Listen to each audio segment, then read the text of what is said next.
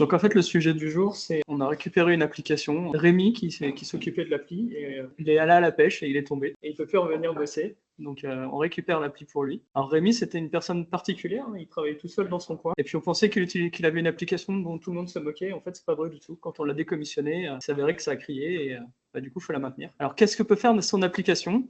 Donc il a fait une application qui gère de la musique.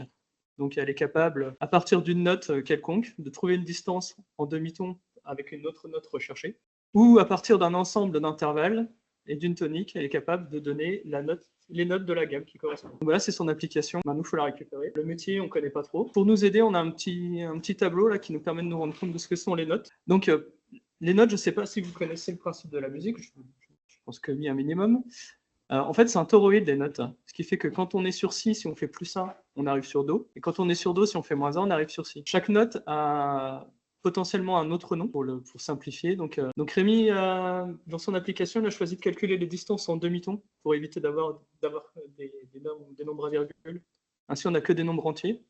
Donc c'est un peu plus facile. On sait qu'il a fait des tests, mais on ne sait pas si c'est exhaustif ou pas. Et on sait qu'il y a au moins un bug qui a été remonté par 2 utilisateurs. Et donc voilà, il va falloir qu'on reprenne son application. Donc qu'est-ce qu'on sait en termes d'informations? On sait que dedans, il y a des notes, il y a des intervalles et il y a des gammes. Quand on ouvre l'application, voilà, donc qu'est-ce qu'on découvre? A priori, c'est un SDK et des tests. Donc déjà, est-ce que son appli compile? Donc a priori, la compilation s'est bien passée, ça compile. Il y a des tests, a priori il y en a 80. Si je les lance, a priori ça marche. Donc si je regarde le contenu de l'appli, donc on a 3 dossiers, on a des tests. Bon, a priori, d'un point de vue structure, ça a l'air globalement simple. Donc si j'explore un peu les objets, donc là on a des notes. Donc une note c'est quoi? C'est un nom et un nom inversé, un constructeur, il n'y a rien d'autre. Un intervalle, c'est un record avec un nom, une distance et une liste d'alias. Ok. Et une gamme c'est quoi? C'est une tonique et une liste d'intervalles. Donc si on regarde après, il y a des services. Donc ce qu'on peut voir, c'est qu'au niveau des services, donc là, a priori, on a une liste de notes qui est prédéfinie. On a des méthodes, chercher, précédente, suivante, distance. Donc là, si on prête attention, l'IDE nous renvoie une information qui est intéressante. C'est que là, on voit que certaines fonctions sont couvertes par des tests et d'autres non. Comment on pourrait voir, à votre avis, si tout est couvert ou pas? Alors, est-ce que tout n'est pas couvert? Alors, si on regarde ici, on voit qu'il nous propose 9 tests sur cette fonction-là. Celle-ci n'a pas l'air couverte, mais en fait, quand on regarde où elle est utilisée, en fait, elle est utilisée juste au-dessus. Donc cet indicateur-là n'est pas un indicateur suffisant pour déterminer la couverture de test. Je parcours vite fait donc les services. Donc là, on a un service qui permet de lister les notes de la gamme et puis les intervalles.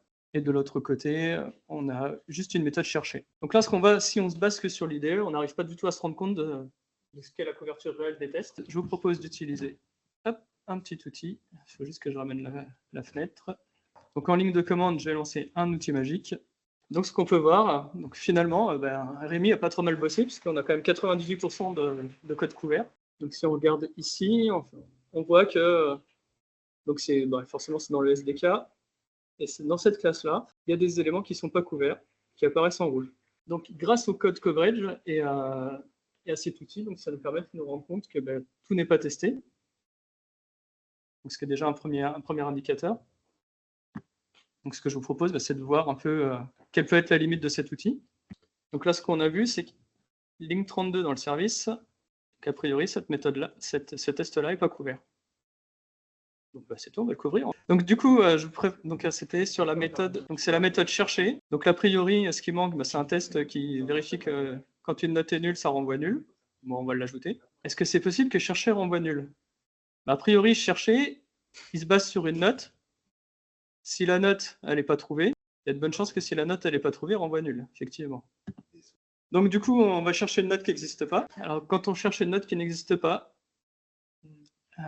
donc c'est quoi sa méthode chercher?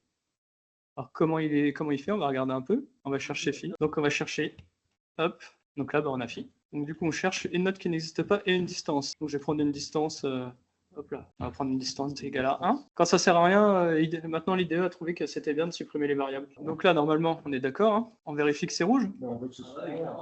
Il est rouge notre test, tiens c'est drôle. Alors en fait pourquoi il ne compile pas? Parce que c'est le nom de la méthode, elle existe déjà. On va chercher avec notre phi et notre distance, on est d'accord.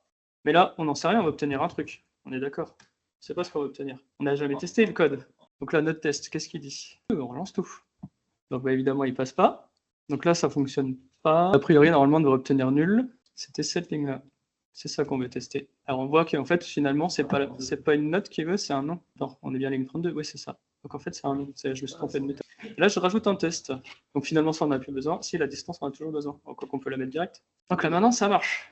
On a réussi à se mettre dans la peau de Rémi. Donc est-ce que notre truc, il fonctionne? Parce que ça, c'est censé nous dire si on a tout couvert. Donc si je regarde le rapport, ça, c'est l'ancien rapport. Donc là, c'était rouge, ligne 32. Je vais chercher le nouveau rapport. Donc là, en fait, on voit que on a bien réussi à couvrir notre ligne. Ok, donc une fois qu'on a vu ça, on a vu que dans les autres, là, si je remonte, dans les autres classes, typiquement celle-ci, dans le service, là, on nous dit qu'a priori tout est couvert.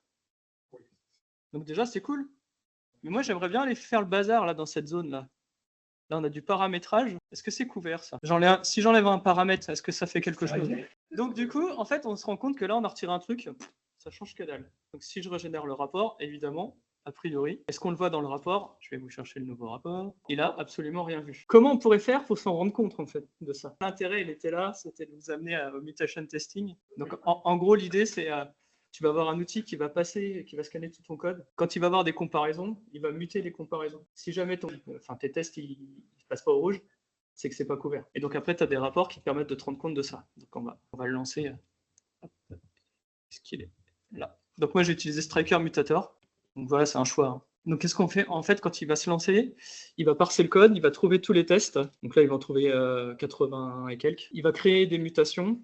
Et en fait, le but, c'est que toutes les mutations soient shootées par les tests. En fait, il va muter tes tests. C'est-à-dire que typiquement, tu vas faire une comparaison supérieure à 10. Bah, lui, il va remplacer le supérieur par inférieur ou égal. Et l'objectif, c'est que tu as un test qui fail. Si ça ne fail pas, c'est que c'est pas couvert. Alors là, je ne sais pas pourquoi il traîne, mais normalement, c'est parti. Donc là, il a trouvé 82 tests. Donc en fait, il a fait 96 mutations. Et dans les 96 mutations, il y en a 14 qui sont déjà couvertes qui sont en surnuméraire. Donc il les élimine. Et au total, il a généré 82 mutations dans le code. Donc là, ce qu'on se rend compte, c'est qu'il y a 81%, enfin 71% des mutants qui ont été killés par les tests que Rémi avait mis en place. Donc, je vais aller chercher le rapport, puisqu'on a un joli rapport. Et c'est là où, en fait, moi, je trouve que c'est vraiment intéressant. Et donc, ce qui est très intéressant, c'est qu'on sait exactement quel test il a fait. Typiquement, on va prendre celle-ci, parce qu'il n'y a pas trop de déchets. Donc là, on voit, il y a eu 51, il y a eu au total, il y a eu 54 tests qui sont passés par ces classes, dont 3 qui ont survécu. Donc là, c'est ce qu'on voit ici. Et après, quand tu rentres dans le rapport, il te dit où ça a merdé, et il te dit ce qu'il a fait. Voilà. Il a remplacé -1 par +1. Donc là, en fait, ce qui est intéressant, c'est qu'on voit tout ce qu'il a testé, et donc on peut voir tous les tests qu'il a fait. Donc voilà les mutations qu'il fait. Toutes les mutations sont visibles. En rouge, bah, c'est celles qui n'ont pas marché. Ça veut dire que la mutation qu'il a faite, elle n'est pas couverte par un test.